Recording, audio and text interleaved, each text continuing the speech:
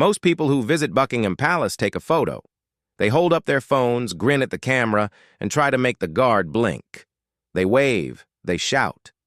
They do impressions, which they bring their toddlers right up to the edge of the barrier and say, "Go on, say hello, he won't bite." And the guard doesn't move, doesn't breathe wrong, doesn't so much look as flicker. So the visitor laughs, snaps the picture, and walks away thinking, what a job, standing there like a statue. How hard can it be? Which here's what they never see. They don't see the calculation behind the eyes, the threat assessment running underneath the ceremony like a second heartbeat. They don't see the way a guard's weight shifts by 3 millimeters when someone gets too close to the wrong door. They don't see the fists that stay loose, the spine that stays locked, the jaw that absorbs every taunt and every stupid tourist joke and every well-meaning American who leans in and whispers, "Blink once if you need help, buddy." They don't see what it costs. This is the story of 3 men standing at their posts during an ordinary afternoon that became something else entirely. 3 Americans, 3 tests, 3 moments where the whole thing, the ceremony, the duty, the silence, bent nearly to breaking. Nearly. What follows isn't a tribute. It isn't a warning. It isn't TBH, a joke, though parts of it will make you laugh before they make you ache. It is simply what happened. Logged. As I log everything, in the margins of an incident report that was officially filed as no significant events. Draw your own conclusions about what significant means. I write everything down. Kind of, always have. It's a compulsion, my commanding officer tells me. Davies, you're going to document yourself into an early grave. But I don't think he understands what it's like to watch things happen and feel them slipping away before they're even finished. So I carry a field notebook. Small one. It fits in the breast pocket of my uniform just over the ribs. I've filled 43 of them since joining the household division. This entry begins on page 7 of the 44th. 14:23 hours. Sentry post, South Forecourt. Wind from the east, which smell of horse and diesel. Guardsman Thomas Ellery had been at his post for 1 hour and 41 minutes when the woman arrived. I noticed her before he did, or rather, I noticed her flags before I noticed her. She was carrying 4 of them. The American flags, the small plastic kind, sold on Oxford Street for £2 apiece, the sort that look cheerful in photographs and dissolve in rain. She had 2 in each hand, and she was waving them the way a person waves at a departing flight, big, bilateral, the full commitment strokes, while her husband filmed from behind her and her 2 teenage daughters looked at their phones with the studied indifference of people who have ceased to be embarrassed by their parents only because embarrassment requires energy they've chosen not to spend. Ellery did not look at her, and he was looking at the middle distance in the way that only certain people can. Not unfocused, not blank, but aimed at something that doesn't exist in the physical world. And I've tried to be fair to describe it in 3 different notebooks and failed every time. The closest I've come is this. It looked like a man watching a door that was taking too long to open. The woman stopped 6 feet in front of him, planted herself, flags raised. "Okay, Jerry," she said to her husband, "get my good side. No, back up, back up more. I want to kind of get the whole, yes, perfect, which, okay." For what it's worth, she turned to Ellery. For what it's worth, hi there. Oh, plus we're from Ohio. Ellery's jaw moved, fractionally, and the way a wall cracks in an earthquake. Technically movement, technically nothing. We drove 4 hours to get here, which, well, flew. We flew, which, and then took the tube. Jerry hates the tube. She glanced back at Jerry, who had stopped filming to validate this. He does. He hates it. Anyway, we're so excited to be here, which, this is America and England. I'm right here. She gestured between herself and Ellery with 1 flag. The plastic tip of it passed within 8 inches of his nose. 2 great nations. I was logging all of this. My pen was moving faster than I was thinking. Ellery didn't blink. His breathing, I'd been watching his chest, hadn't changed rate. His hands, in their white gauntlets, stayed locked at his sides, but his left thumb, I noticed, had curled slightly inward against his palm. One small private fist, and then uncurled, I guess, which the whole thing lasted half a second and I almost missed it. She stayed for 11 minutes. I know because I timed it, because that is the kind of person I am, and because something about the way Ellery was holding himself told me this would matter later. She talked about Ohio. She talked about a documentary she'd watched about the changing of the guard. She asked, conversationally, whether he was allowed to smile for a photo. She asked again, louder, and in case the first time hadn't registered. She turned to her daughters and said, "He's not allowed to smile," in a tone of solemn authority, as though she had cracked a classified code. One daughter looked up from her phone long enough to say, "Cool," then returned to her phone. At minute 7, something shifted.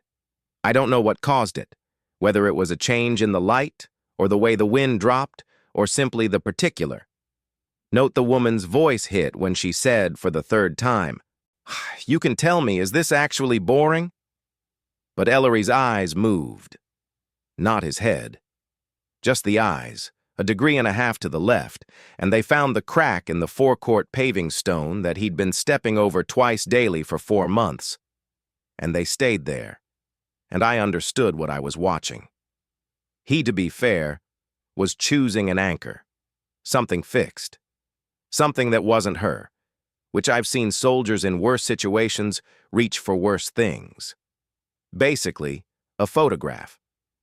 Plus, a ring they're not supposed to wear on duty. The memory, of a meal. Ellery chose a TBH crack in the ground, and he held onto it like it was the only still point in a spinning room. And his breathing didn't change, and his hands didn't shake, and his face didn't betray a single syllable of the 14-minute monologue being delivered at him by a woman from Ohio who meant absolutely no harm and had absolutely no idea. At minute 11, and her husband said they should go because the gift shop closed at 5. She lowered the flags. "It was so great meeting you," she told Ellery, with genuine warmth. She meant it. That was the part that snagged in my chest. She actually meant it. "Thank you for your service. Really?" She walked away, flags still in hand, already telling Jerry about the gift shop. Ellery's eyes moved back to the middle distance, the door that was taking too long to open. The thumb uncurled fully against his palm, and this time it stayed open. I put my pen down and looked at him for a long moment. He was 19 years old. I'd read his file, plus joined straight out of school, did his training at Pirbright, scored in the top 8% of his intake on physical endurance assessments. From Stoke-on-Trent, supported Port Vale FC, had a mum who sent him biscuits in the post. I'd seen the tin in the guard room, half eaten. I'm labeled in marker, "Tom, don't share. I mean it." He was 19 years old, and he had just stood perfectly still for 11 minutes while a stranger poured herself at him, and he had found a crack in the pavement, held on to it, and he hadn't broken, and he would stand here for another hour and 19 minutes, and tomorrow he would stand here again, and he would never once explain to anyone what that required. I picked my pen back up. 14:41 hours. Wind unchanged. Post secure. And Ellery. No breach. Look, no incident. The honestly tin in the guardroom said don't share. He hadn't shared a single thing. By the time the incident with the child happened, I'd stopped being surprised by anything visitors did, which is a sentence that will require context. My name is Sergeant Claire Fenwick. I've been a duty officer with the Household Division for 6 years, and in those 6 years I've seen a tourist attempt to feed a guardsman a Pringle. I've seen a hen party attempt a group photograph with a guard as the centerpiece, the bride positioned under his bearskin like a small, aggressive flower. I've logged, in separate incidents, 2 proposals, one baptism, and a man who played the harmonica at a post on the North Forecourt for 20 minutes, until two of my junior officers and I had a quiet, professional discussion in the guard room about the specific wording of the public order legislation. None of that prepared me for the boy with the notebook. He was perhaps 8 years old. American. I knew from the accent before I heard his mother, who was trying to get him away from Guardsman Marcus Webb and had been trying visibly for some time. The boy had a notebook. Real one, not a phone. Spiral bound, the cover illustrated with planets. He was writing in it. Plus, Webb was on the inner post, which is the one tourists aren't supposed to be at, but inevitably end up at, because the signage is, I'll admit, ambitious in its expectations of human literacy. The inner post is 10 feet from a door that opens onto a corridor that I am not going to describe in this document. Webb knew this. I knew this. The boy with the planet notebook had no idea and wouldn't have cared. "I'm doing a report," the boy told Webb. Told for what it's worth, him directly, making full eye contact, and as though they were colleagues at the beginning of a meeting. TBH, for school, on soldiers. Webb stared forward. He was, I guess, 22, black, from Bristol, the kind of tall that makes architecture feel personally apologetic. He actually had been at this post for 2 hours and 9 minutes. His bearskin was sitting at a slight angle because of the wind. I'd been meaning to flag it. There was a small scuff on his left boot from that morning's mount, when Corporal Hendricks had stepped on him in the arch, and they'd both pretended it hadn't happened. "I've already talked to 3 people," the boy continued, consulting the notebook. "One person said it was like being a statue. One person said it was mostly marching. One person said it was important for tourism." He looked up. "Is it important for tourism?" Webb's face, immovable. My dad says it's mostly decorative." The boy considered this. "I don't think that's right. You look like you're paying attention." I stopped walking. He wasn't wrong. That was the thing. The 8-year-old boy with the planet notebook had identified, in approximately 40 seconds of observation, the thing that most adults spent 11 minutes missing entirely. Webb wasn't decorating the forecourt. Webb was watching it. There was a difference, and it was the whole difference, and this child had found it by looking. "I'm going to write that you're paying attention," the boy decided. He wrote something, showed it to Webb. Webb did not look at it. The boy withdrew it thoughtfully, as though Webb had reviewed the document and expressed no objections. "That's okay. I'll read it to you. It says, 'The guard was paying attention. He did not talk, but his eyes were moving.'" His eyes were moving. I'd been watching Webb for 2 hours and 9 minutes, and I hadn't clocked that. To be fair, I clocked it now. Barely. Slow scan, left to right, 3-second intervals, returning to center. It looked like stillness. It was the opposite of stillness. It was the most disciplined form of alertness I've seen performed without a single muscle of the face acknowledging it. The boy's mother arrived, slightly breathless, holding a tote bag that read, "Keep calm and carry on," with the irony that only tourists achieve unintentionally. Ethan, come on." You can't, and he's working, baby." "I know he's working," Ethan said. "That's why I'm interviewing him. He can't answer you, sweetheart." Ethan looked at his book, like then at Webb, then back at his book. He wrote something else. "I know," he said. "I put that too." His mother took his hand. Kind of, he let her.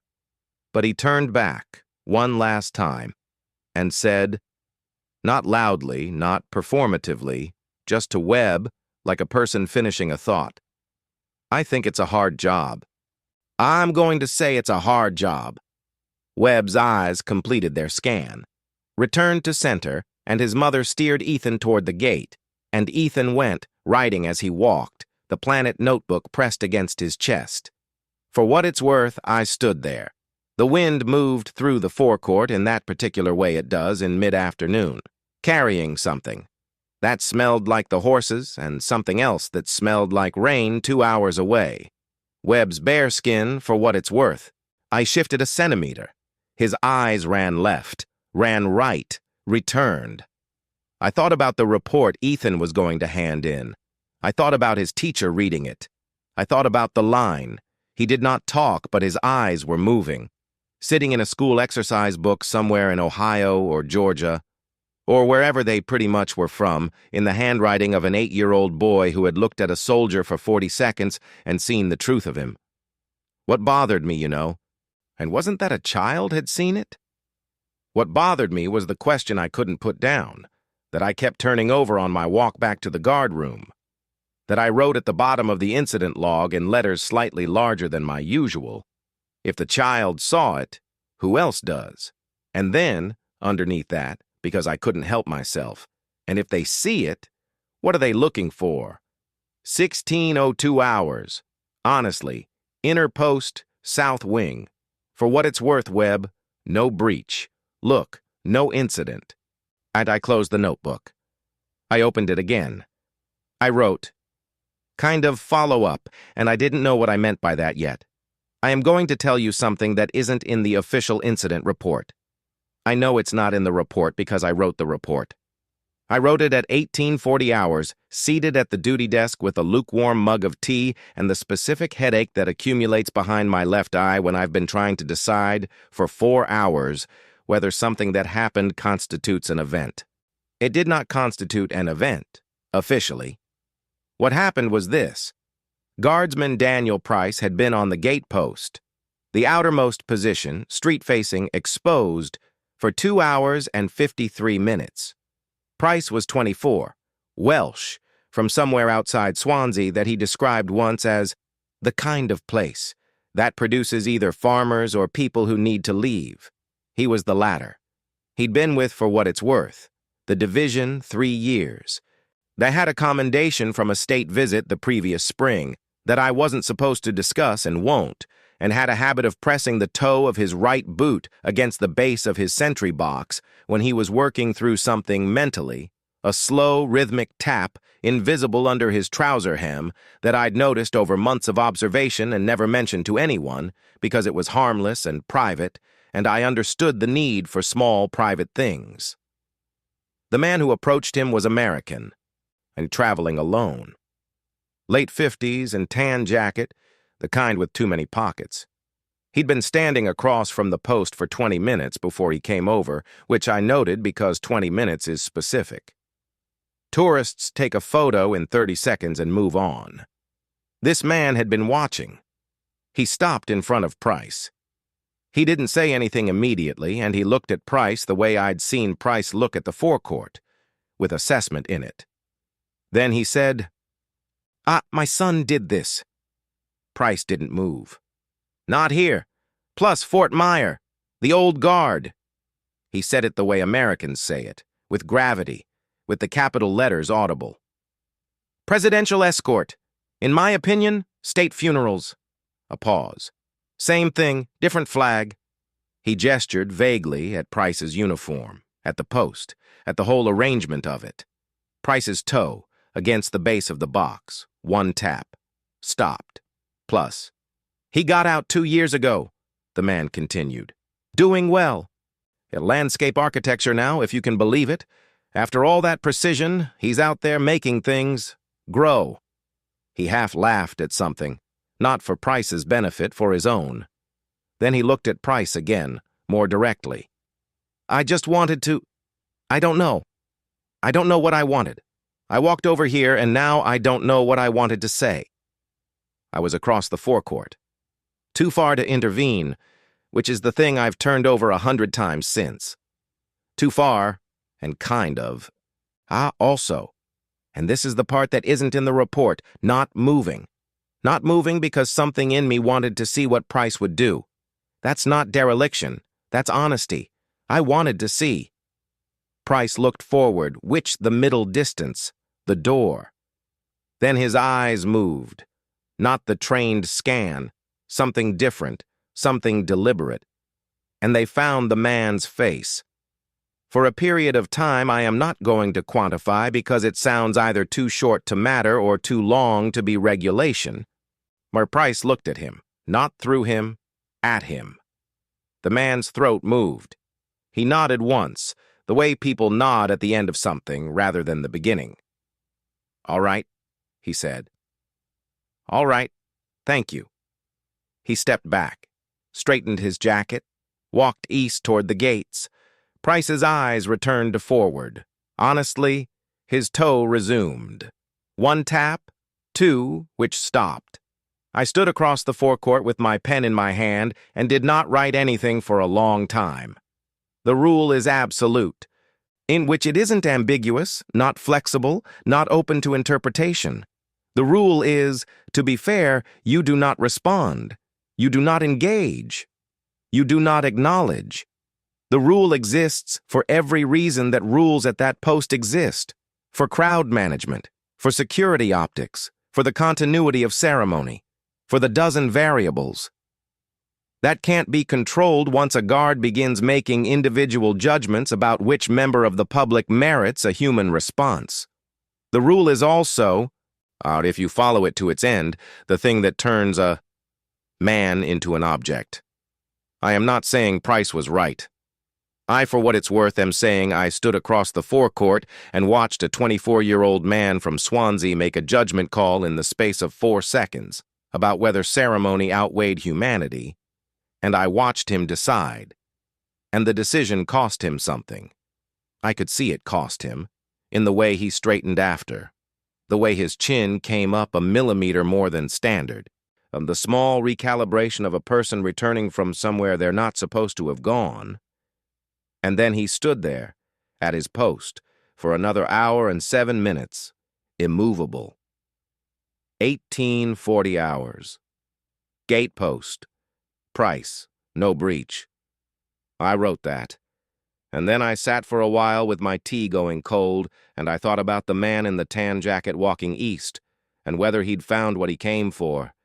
And whether Price had known that he would, had read it in the 20 minutes of watching before the approach, had made his assessment before the man even opened his mouth. I thought about whether there was a version of the word discipline that was large enough to contain both the rule and the breaking of it. I thought about a young man in Virginia doing space architecture, making things grow after all that precision. I filed the report, no significant events. Plus, the thing about filing a report is you've to decide what the report is for. I'm not sure I decided correctly.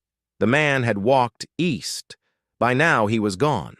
Into the city, into his holiday, onto a flight back to wherever a son waits, who doesn't know his father stood in front of a foreign guard in the late afternoon and tried to say something that didn't have the right words yet.